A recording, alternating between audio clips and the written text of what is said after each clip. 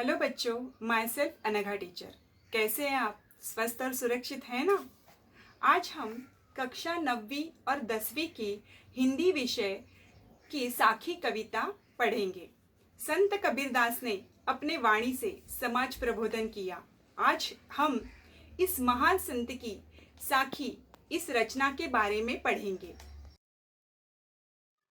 आज हम ICSE board के कक्षा 9वीं और 10वीं के साहित्य सागर से पद्य विभाग की संत कबीरदास रचित साखी पढ़ेंगे। साखी को पढ़ते समय हम इस साखी के शब्द और भावार्थ को सरल तरीके से समझेंगे। कबीरदास की रचना सीखने और समझने से पहले हमें संत कबीरदास को और उनके विचारों को समझना होगा। हिंदी साहित्य को काल के अनुसार 4 भागों में बांटा जाता है: आदिकाल, रीतिकाल, भक्तिकाल और आधुनिक काल। भक्ति काल में लिखित काव्य को 2 भक्ति धाराओं में बांटा जाता है। एक है निर्गुण भक्ति धारा और दूसरा है सगुण भक्ति धारा।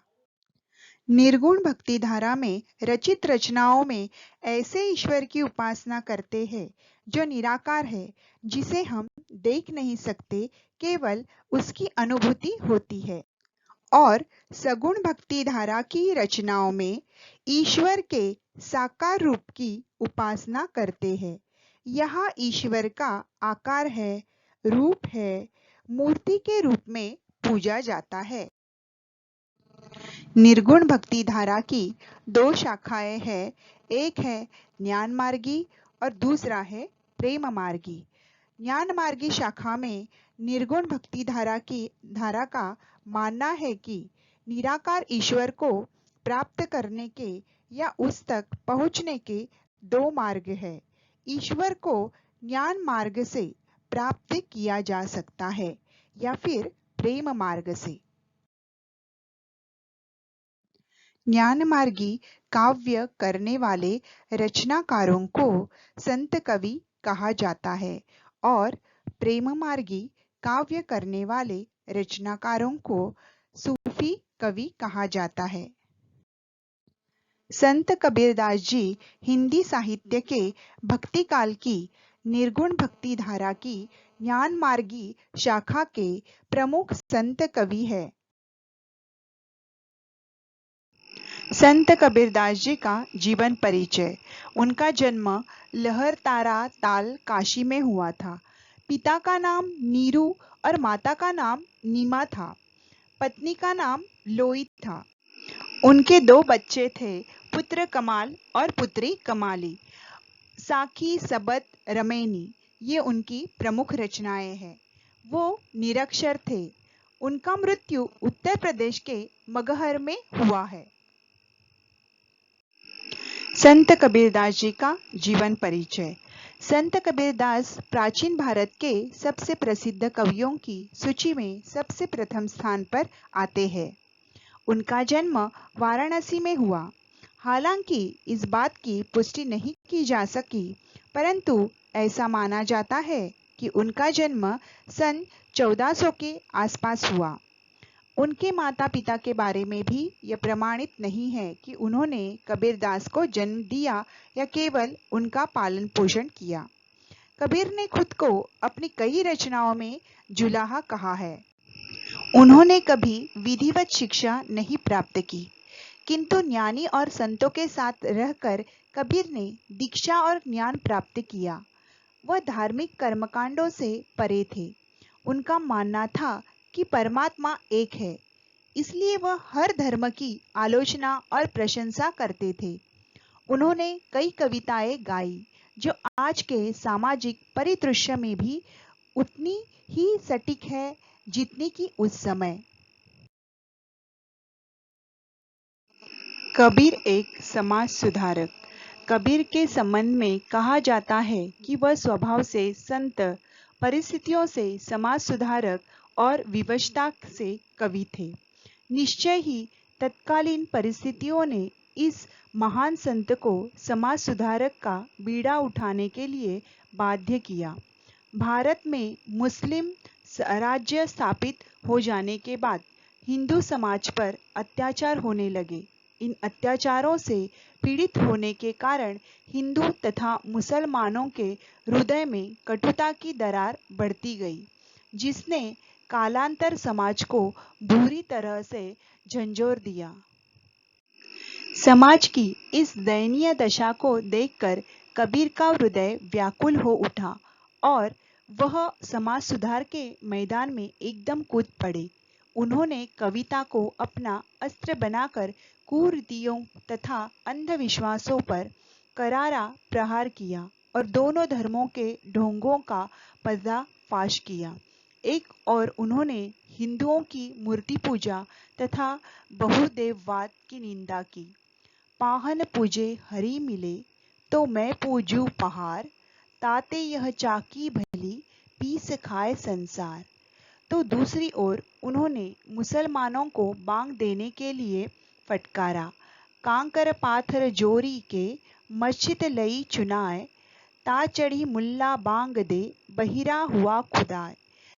ये दोनों पंक्तियाँ हमारे साखी कविता में है, उसके बारे में हम आगे जानकारी लेंगे। कबीर की यह फटकार का समाज पर व्यापक प्रभाव पड़ा।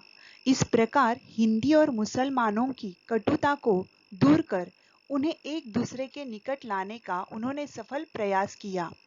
कबीर ने बुराइयों का सदैव विरोध किया, चाहे वह किसी भी वर्ग, जाति अथवा समुदाय की क्यों न हो।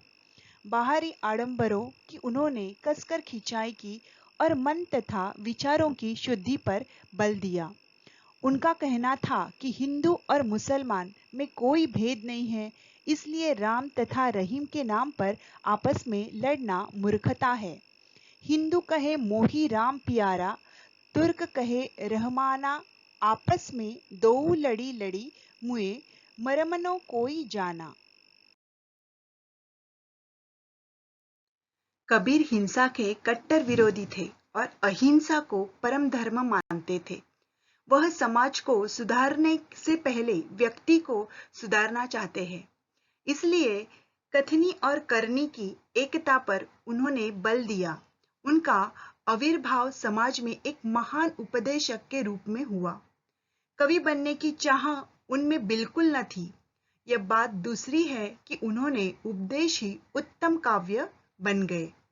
इस प्रकार कला पक्ष की दृष्टि से कबीर के काव्य का भले ही उतना महत्व न हो, किंतु भाव पक्ष दृष्टि से उनकी वाणी में संपूर्ण मानव जाति के लिए प्रेम तथा एकता का संदेश है और इसी से इतने दिनों के बाद भी आज उनका काव्य समाज की अमूल्य निधि है।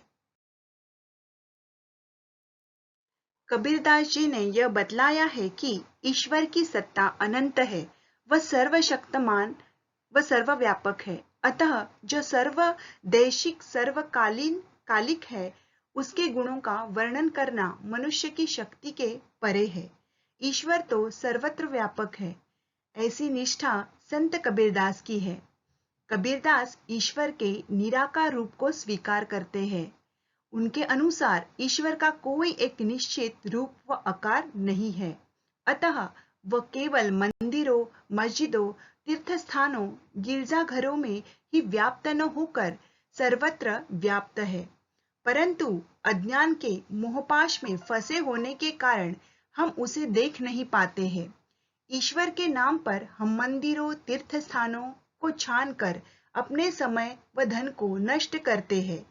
कबीर कवि होने के साथ साथ धर्मोपदेशक भी थे, अतः उन्होंने मनुष्य को आगाह करते हुए ईश्वर प्राप्त का स्थान बता दिया है। अगर मनुष्य अपने भीतर के अज्ञान को नष्ट करके ज्ञान का दीपक जला ले तो वह ईश्वर का दर्शन कर सकता है। कबीर के अनुसार ईश्वर तक पहुंचने का मार्ग अत्यंत कठिन है। हम ईश्वर तक केवल प्रेम रूपी पथ पर चलकर ही पहुंच सकते हैं। भक्ति की अंतिम विशेषता बताते हुए कबीर कहते हैं कि ईश्वर के प्रति प्रेम होने से ही हमें इस संसार से विरक्ति हो सकती है। जब मनुष्य ईश्वर से प्रेम करने लगता है तो संसार से विरक्ति हो जाती है और वह वैरागी बन जाता है। इस प्रकार भगवान के दर्शन पाकर वह संतुष्ट हो जाता है और उसे सर्वत्र ईश्वर की दृष्टिगोचर होते हैं।